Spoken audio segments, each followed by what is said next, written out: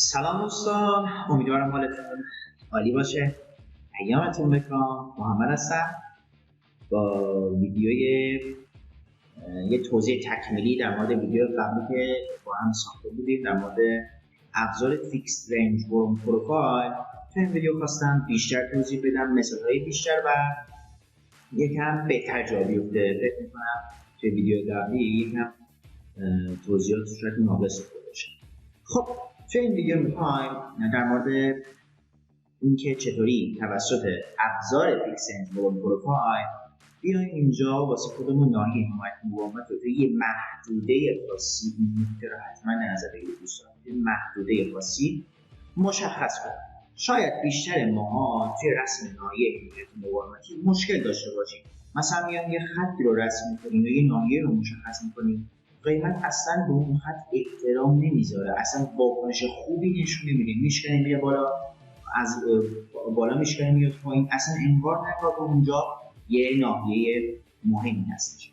به خاطر همین ما یه ابزار رو داریم که تریدینگ ویو که رایگان هم هست و میتونیم استفاده کنیم برای اینکه یه دیدگاه بهتری به ما بده و از اسمش هم پیداست، توسط اون میزان خرید و فروشی که توی یه محدوده، یه رنج خاص، محدوده هم که عرض می‌کنم یه رنج خاصی رو مشخص می‌کنیم و اونجا برای ما حمایت مقاومت رو پیدا می‌کنیم.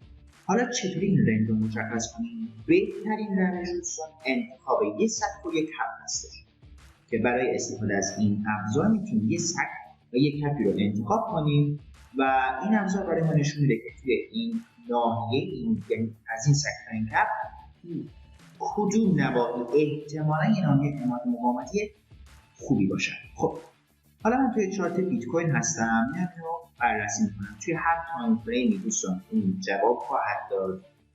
ما از این ابزار توی هر تایم فریم میتونیم استفاده کنیم، ولی اینم باید در نظر داشته باشید هر چقدر تایم فریم ما بزرگتر باشه حمایت مقاومت ما معتبرتر باشه. پس ما معمولا توی 4 ساعت رو روزانه استفاده کنیم، ولی خب من میگم توی تایم کوچکتر استفاده کنیم. خب ما توی چارت بیت کوین هستیم. خب یه ساعت یک هفته درسته. من میخوام اینجا ببینم کجاها دیگه نمایه حمایت مقاومت محسوب بشه. خب اینجا مشخصه این ناحیه مقاومت و این ناحیه حمایت. خب من اینو مثلا مشخص میکنم این ناحیه مقاومت. من اینجا خط کشم دوستان، ما خط مقاومت من نداریم، یه ناحیه داریم، ما ناحیه حمایت مقاومت داریم نه خط. خب من اینو مشخص کردم. بیایم برای اینکه فیکس رنج ورم پروفایل رو انتخاب کنیم، این قسمتی هستش که مثلا پوزیشن رو انتخاب کنیم. دقیقاً آخرش فیکس رنج ورم پروفایل. خب اینو انتخاب میکنم، سطح کف. این برای ما محاسبه میکنه. خب ببینید دوستان، این خط قرمز رو اگه بریم توی تنظیماتش بهش میگم POC. POC یعنی اینجا به ما نشون میده که بیشترین حجم خرید و فروش تو کدوم قیمت و تو کدوم ناحیه اتفاق افتاده. ما بیشتر با POC کار داریم و POC یه ناحیه مقاومت حمایتی برای ما خواهد بود، ولی هر یک از این میله هایی که شما مشاهده میکنید همین این میله ها هستن. این میله ولوم رو میبینید این پایین، این ابزار اومده به صورت عمودی هم برای ما ولوم رو توی این رنج، یعنی از این سطح تا این کف میزان خرید و فروش رو مشخص کرده، به صورت ولوم‌وار اینجا آورده نشون داده و بیشترینش رو برای ما با یه خط قرمز نمایش داده که این میشه برای ما یه ناحیه مقاومتی. الان اینجا ببینید چقدر جالب داره واکنش نشون میده. از اینجا اومده قیمت بهش احترام گذاشته، اومده پایین، شکسته، پولبر رفته بالا، بعد اون شکسته، باز اینجا ببینید گیر کرده، قشنگ ناحیه حمایت مقاومتی است. باز از اینجا شکسته، پولبکش رو زده. این 4 ساعت ببخشید روزانه هستش دوستان، نگید مثلا چه احترام خاصی رفته از پایین شکسته بعد از بالا، نه قشنگ اینجا واکنش نشون داده. ببینید شکسته، پولبک، بعد کامل رفته بالا. میبینید یه ابزار خیلی قدرتمندی هستش، ولی گفتم باید با محدوده باید مشخص کنیم. نه مثلا فرضاً اینجا رو بگیریم تا اینجا، نه و انتظار هم نباید داشته باشه که دوستان این مقاومت این رو مشخص کردید مثلا هفته بعد کار کنه. نه، باید این ابزار رو که گرفتیم از این استفاده میکنیم همواره باید آپدیتش کنیم، رنج رو باید آپدیت کنیم. یه سک و کپ جدید دیدیم، خب یه نوبت اونه که آپدیتش کنیم مقاومت. مثلا خب حالا مثلا این سک و کپ رو بگیرم، از این سک تا این، میبینید الان چی شد؟ انتظار داشتیم این باشه دیگه. درسته اینجا واکنشی نشون داده ولی نه این الان عوض شد، POC ما عوض شد. بیشترین خرید فروش توی این قسمت اتفاق افتاده. ببینید حتی کشیدم رنگش هم عوض کنم که مشخص باشه مثلا نارنجی استفاده شد. ببینید پولبرد رفته بالا و این شکسته فکر ها به شدت هم ریخته میمونید قشنگ اومده پایین. خب گفتیم اینا هم میتونه حمایت مقاومت باشه ولی نه به معتبری POC. ما با POC کار کنیم داشتیم ولی هر یک از اینها خودشون یه نوع حمایت مقاومت میتونن باشه. مثلا ببینید اینو دوستان، اینو ببینید واکنشش شد، میبینید به اینجا که رسیده قیمت گیر کرده. هر چقدر این میله ها کوچکتر باشن خب ناحیه مقاومتیشون ضعیفتر هستش، ولی اینا ببینید نسبتا بزرگ هستش. یا خود اینو میبینید دقیقا همراسته POC قبلی هستش، میبینید قشنگ واکنششون بده. یا بریم اینا رو من پاک کنم، بریم تو فریم دیگه، بریم توی 4 ساعت. خب من یادم باز پاک کنم. خب حالا من توی تایم فریم 4 ساعت هستیم و میخوایم خب یه سک داریم، یه کف دیدیم. خب میتونیم از ولوم پروفایل استفاده کنیم. سک رو به کف وصل میکنیم و اینجا برای ما محاسبه میکنیم. خب ببینید دوستان POC اومد اینجا، یعنی اینجا ناحیه مقاومتمون هستش. میبینید اینجا قیمت چقدر گیر کرده، تقریبا مثل اینجا یه تریدینگ رنج مونه. ببینید رفته بالا اومده پایین، رفته بالا اومده پایین، میبینید گیر کرده اینجا. ببینید میبینید شادو ها رو میبینید. و یا مثلا اینجا این POC بود دیگه، الان اینجا هم میبینید میله ها خیلی بزرگ هستن، پس اینجا میتونه تقریبا برای ما ناحیه باشه. ببینید مثلا اینجا میبینید، یا اینجا قیمت رسید اینجا گیر کرده. ببینید چقدر اومده تستش کرده، میبینید رفته بالا، کشیده رفته بالا. توی هر تایم فریمی این جواب میده. ولی خب دوستان همونطور که گفتیم هر چقدر تایم فریم بزرگتر باشه خب حمایت مقاومت ما بهتر بود و موثق‌تر خواهد. میبینید حالا چقدر فرق کرد.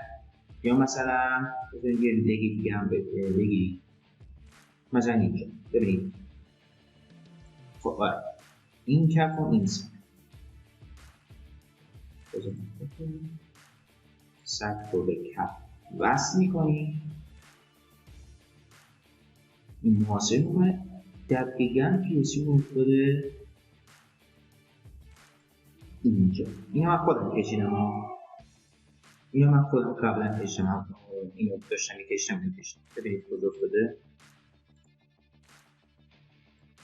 اومده اینجا، حتی شادو هم زده. میبینید احترام گذاشته. اگه اینو قبل فرض کنید این قسمت نورگاه نبود، ما اینجا اومدیم از این POC استفاده میکردیم، اومده اینجا شادو زده، اومده باید رفته. میبینید تقریبا احترام گذاشته. چون تایم فریم هم بالاتر هستش، از حمایت مقاومت که توسط POC به دست میارم، توسط این ابزار ولوم پروفایل به دست میارم، موثق‌تر هست. ولی خب باید من میمدم آپدیتش میگردم. الان ببینید اومده اینجا. خب اصلا بریم توی یه ارز دیگه، مثلا اتریوم. بریم توی اتریوم، بریم اینجا کار میکنیم، توی هر تایم فریمی کار میکنیم. اصلا من میرم 1 ساعت لود بشه. خیلی خب این چارت اتریوم هستش به صورت 1 ساعته. خب بازم یه سقف و پک مشخص میکنیم. این که اینجا مشخصه، اینجا سقف بشه. خب من میام این لگو این لگو میگیم، یعنی این سقف و این پیوسی. ببینید کجا افتاد دوستان، دقیقا اونجایی که قیمت گیر کرده نمیدونه چیکار کنه. میبینید چقدر خوب داره واکنش نشون میده. و خود اینا ببینید، خود این تقریبا اینجا ناحیه هستش، قیمت اینجا گیر کرده نمیدونه چیکار کنه. خب هر چقدر میله بزرگ پیوسی که قیمت مقاومت اصلی هستش، از اون کوچکتر میله، مثلا الان اینجا این و این معتبرتر هستن، ولی اینا دیگه خیلی کوچیکن. ما اینو مقاومت حمایت در نظر نمیگیریم و خودش هم توجه کنید تایم فریم 1 ساعت هستش. مدام باید اینو آپدیت کنیم. مثلا این اینو تا اینجا بگیریم، اینجا رو کف در نظر بگیریم، پیوسی تقریبا یکیه. میدونین چرا؟ چون تایم فریم هم کوچیکه. میدونین چرا؟ تقریبا یکی شد. پس اینجا رو میتونیم یه ناحیه در نظر بگیریم.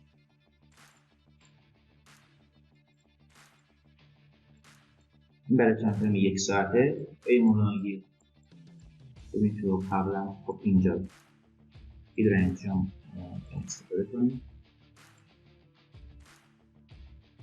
خب پیوسی من اومد اینجا.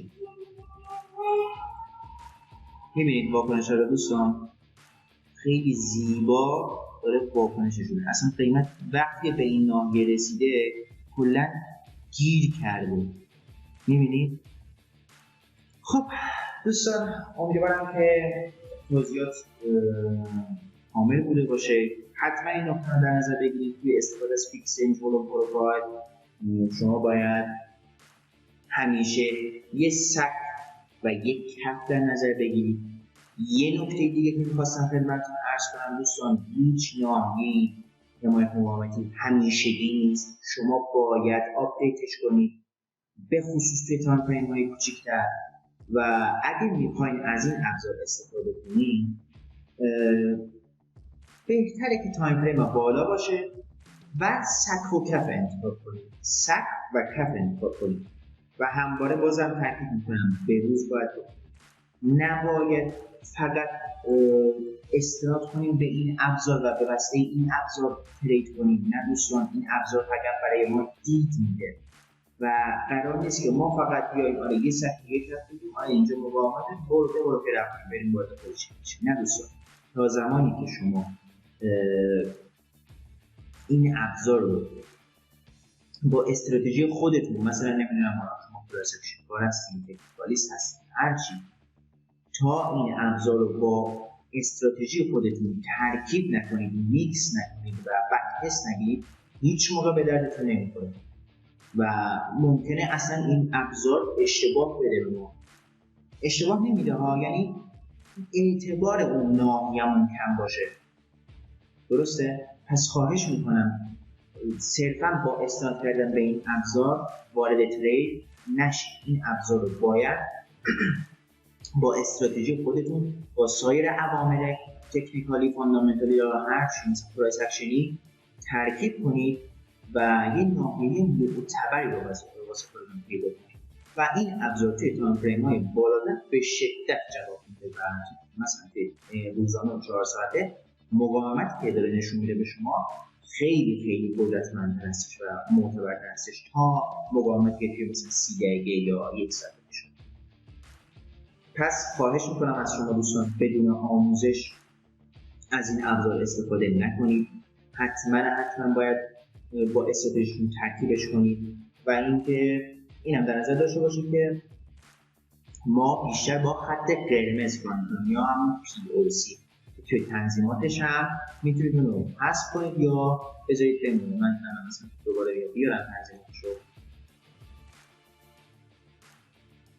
این هستش، میتونید اصلا بذارید نشون نده. ولی خب ما بیشتر با این کار داریم و نیام دونه واسه اینا خط بکشید. نه، ما اصل مقاومت ما POC هستش، یه مقدار از اون کوچکتر و داریم میبینیم رفتار قیمت رو روی چارت آره به اون قسمت هم واکنشش میتونه برای ما حمایت و مقاومت باشه. ولی ما اصلی ترین ناحیه همین POC هست، چون بیشترین تعداد خرید و فروش و معامله حجم پول تو این ناحیه هستش و این قیمت هست. خب امیدوارم این آموزش مورد سماع نظرتون واقع شده باشه، استفاده کنید و موفق و پرسش باشید. خدا نگهدار.